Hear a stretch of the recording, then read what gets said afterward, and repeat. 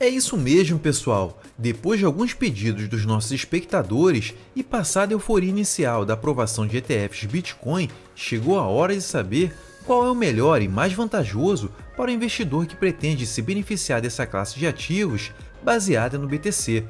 Hoje, quero compartilhar com você o resultado que aconteceu depois que simulei a compra de todos os ETFs de Bitcoin que foram lançados. Vou classificá-los do pior para o melhor e responder algumas das perguntas mais comuns sobre esses ETFs de Bitcoin, porque é meio louco que em seu primeiro dia de negociação o ETF de Bitcoin tenha gerado 4,6 bilhões de dólares e 10 bilhões de dólares nos primeiros 3 dias de negociação. Vou contextualizar com uma análise de Eric Balchunas, analista de ETFs da Bloomberg, para entender o que esses números realmente significam, porque no ano passado, em todo o ano de 2023, foram criados cerca de 500 ETFs, e o volume de negociações de todos os 500 ETFs lançados nos Estados Unidos em 2023 foi de apenas 450 milhões de dólares, ou seja, os ETFs de Bitcoin já chegaram revolucionando o mercado.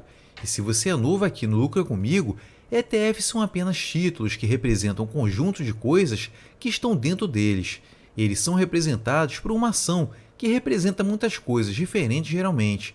E como dissemos, todos os 500 ETFs criados em todo o ano de 2023 tiveram um volume de negociação combinado de 450 milhões de dólares, sendo que o maior volume teve 45 milhões de dólares.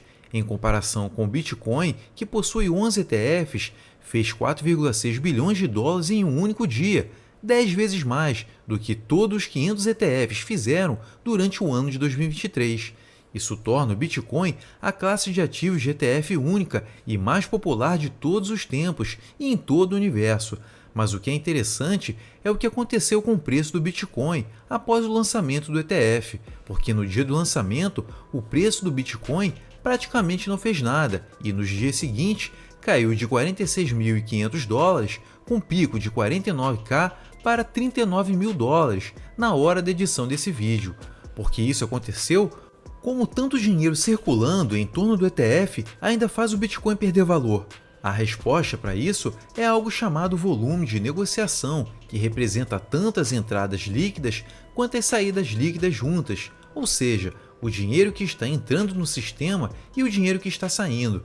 Então, esses 4,6 bilhões de dólares em seu primeiro dia de negociação representam tanto as compras quanto as vendas, e o maior responsável pelas saídas líquidas ou maior quantidade de vendas veio de um ETF com o símbolo GBTC, o Grayscale Bitcoin Trust. Por quê? Isso ocorreu por causa de um processo muito complicado que não é o ponto desse vídeo, mas como todos somos entusiastas de cripto aqui, o que aconteceu é que o GBTC passou por um processo de conversão complexo em um ETF Spot e, ao fazer isso, encurtou a diferença entre o preço dele mesmo, o ETF, e o Bitcoin, o ativo, que é chamado de desconto para o valor patrimonial líquido. Basicamente, as pessoas estavam comprando o GBTC antes da conversão e estavam comprando o ETF com desconto em relação ao preço do Bitcoin. E de fato, de fevereiro de 2021 até 10 de janeiro de 2024, era mais barato comprar GBTC do que comprar Bitcoin diretamente, e como muitas pessoas compraram esse ETF ao longo dos últimos anos, com esse desconto, elas estão vendendo o ETF para coletar seus lucros antes que a janela de desconto feche. Agora, as pessoas estão vendendo seus ETFs porque estão percebendo que o GBTC é extremamente caro, pois eles cobram uma taxa bastante alta. Mas o ponto de eu estar tentando te contar tudo isso é apenas para te mostrar que todos esses ETFs de Bitcoin não são criados iguais, embora todos eles se saíram bem.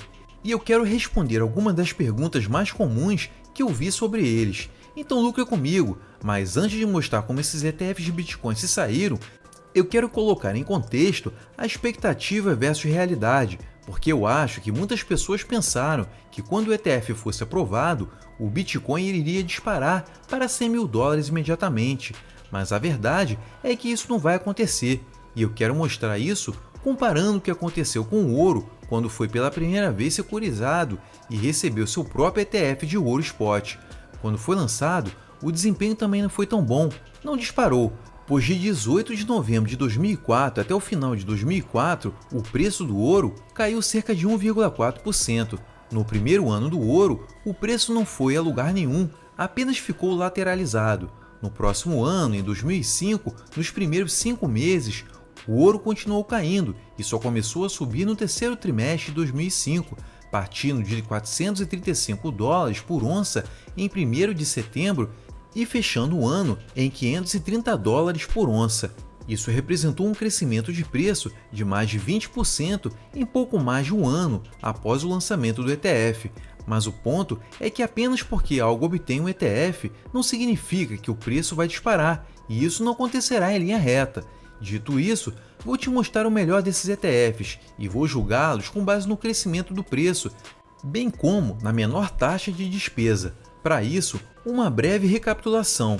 Acompanhei por um rastreador de portfólio o investimento de $100 em todos esses ETFs de Bitcoin em 11 de janeiro, no dia seguinte ao lançamento do ETF. Então, do pior para o melhor, em termos do que esses $100 valem hoje, começando com o pior, o símbolo é o DeFi, da gestora brasileira Hashdex, que perdeu mais de 15%.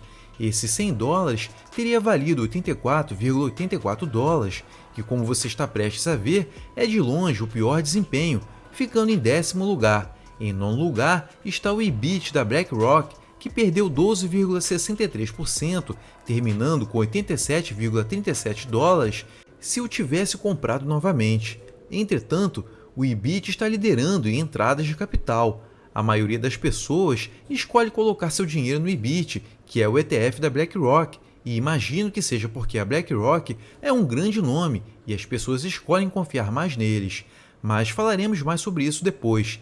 Em 8º lugar está o símbolo BITB da Bitwise, que perdeu 8,34%. Então agora $100 vale $91,66. Em 7º lugar está o FBTC, que é o ETF da Fidelity, e esse perdeu 8,2%, totalizando $91,80.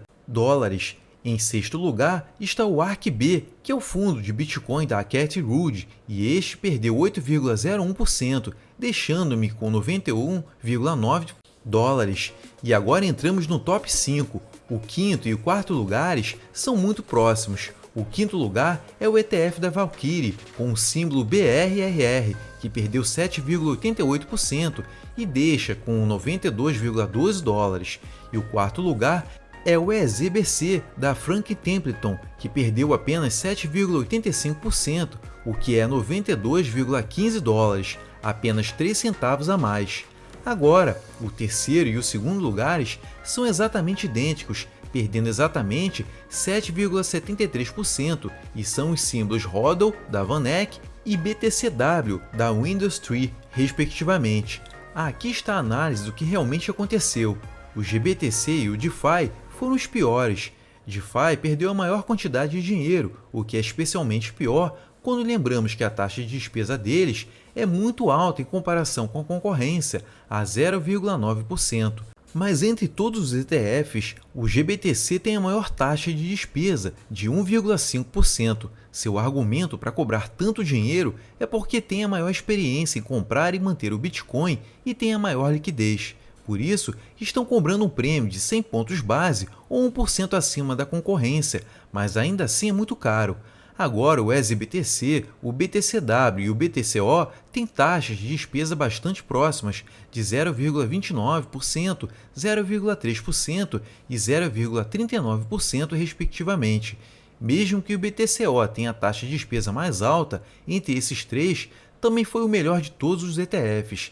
FBTC, BRRR, IBIT e HODL têm a mesma taxa de despesa, 1/4%, mas o desempenho deles variou muito, com o IBIT sendo o pior deles e o HODL sendo o melhor. O BITB e o ARKB têm as menores taxas de despesa de 0,2% e 0,21%, e o desempenho deles foi muito próximo. A questão é, qual é o melhor?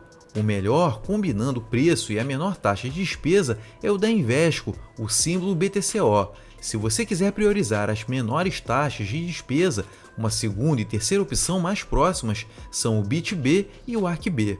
Se eu fosse aconselhar a mim mesmo sobre qual comprar com meu próprio dinheiro, eu provavelmente iria para o BTCO da Invesco, mas depois deixaria meu dinheiro lá por um tempo e enquanto estivesse lá, faria tudo o que pudesse para aprender como custodiar meu próprio Bitcoin e depois ter aprendido o suficiente e me sentir confortável, eu venderia e usaria esse dinheiro para comprar o Bitcoin real, porque aparentemente alguém descreveu possuir um ETF de Bitcoin como um meio para ter uma namorada, mas ela mora no apartamento da BlackRock e a BlackRock te envia uma foto dela a cada trimestre e depois cobra uma taxa para cuidar dela, e ninguém quer pagar para outro tomar conta da sua própria mulher. É ou não é? Algumas pessoas simplesmente não querem lidar com a dor de cabeça de administrar seus ativos e pesquisar estratégias de investimento. Então, de qualquer forma, deixe-me amarrar tudo isso e mostrar o que significa se meus pais me perguntassem: filho, eu não quero aprender a custodiar meu próprio Bitcoin, só quero comprar o ETF e colocá-lo lá para render. Qual o melhor? Eu diria que não faço ideia, gostaria de poder te dizer, mas a verdade é que todas essas empresas têm estratégias diferentes de como abordam isso e algumas não são tão experientes em cripto e nesse mercado quanto as outras. Por exemplo, o GBTC é extremamente experiente, eles existem há mais tempo, têm a maior quantidade de dinheiro e liquidez e possuem maior quantidade de clientes nesse caso, o que é ótimo, mas também cobram a maior taxa de dinheiro para isso. A experiência deles vale 100 pontos base ou 1%. Vamos todos fingir que o Bitcoin continua uma taxa de crescimento pelos próximos 5 anos a uma taxa de crescimento anual composta de 25%. Isso se torna caro, parece que não vale a pena. Mas, e se Deus me livre, no futuro a Coinbase for hackeada e todas as moedas forem roubadas? A maioria desses ETFs mantém suas moedas através da Coinbase. O que acontece então? As pessoas vão recuperar seu dinheiro mesmo se essas moedas forem roubadas? Tecnicamente, ninguém tem direito sobre as criptos em si. Em vez disso, os clientes têm o direito à segurança, o papel digital, o próprio ETF. Portanto, enquanto as pessoas estiverem dentro do limite de seguro do Sistema Integrado de Prestação de Contas dos Estados Unidos, elas devem estar protegidas e tudo ficará bem, a menos que a SEC intervenha e Gary Gensler diga que tecnicamente a Coinbase não é uma exchange regulamentada e todas as suas moedas são dele. Eles já fizeram isso no passado, podem fazer novamente. E isso é um risco. Então, isso significa que devemos comprar o FBTC pela Fidelity, porque a Fidelity mantém o Bitcoin e é uma instituição regulamentada. Do ponto de vista regulatório, eles são os mais seguros, mas também têm menos experiência em manter o Bitcoin do que a Coinbase e algumas dessas outras empresas. Tudo que eu sei é que todos os números que mostrei ao longo desse vídeo foram baseados em perdas, e é assim que mostrei qual é o melhor, porque perdeu menos. Mas também preciso esperar pelos dados para mostrar qual é o que mais ganha, porque não é correto assumir que o melhor é aquele que perde menos, porque o que perde menos pode acabar ganhando menos, e o que perde mais pode acabar ganhando mais. Então, literalmente, o pior pode ser o melhor. É improvável, mas é uma possibilidade, e o mais ideal, o que devemos procurar é o que perde menos quando o Bitcoin está em baixa e o que mais ganha quando o BTC está em alta. Mas, para que isso aconteça, preciso de mais dados. Mas o ponto é que eu não sei qual é a resposta certa, mas espero ter lhe dado o framework certo de como pensar sobre isso, para que você possa fazer as perguntas certas para si mesmo. E aí, pessoal, diante dessas informações, qual o melhor ETF de Bitcoin? Vocês preferem a maior gestora de ativos como a BlackRock, a mais experiente como a Grayscale, a mais regulamentada como a Fidelity, a mais entusiasta de tecnologia como a ARK Invest? Ou como eu, prefere ter o seu próprio Bitcoin? Comente aqui embaixo. Gostou dessa reflexão? Então lucra comigo. Não deixe de curtir e se inscrever no canal para obter mais análise e insights de especialistas do setor de criptomoedas. Fique atento ao mercado e continue investindo. Até mais!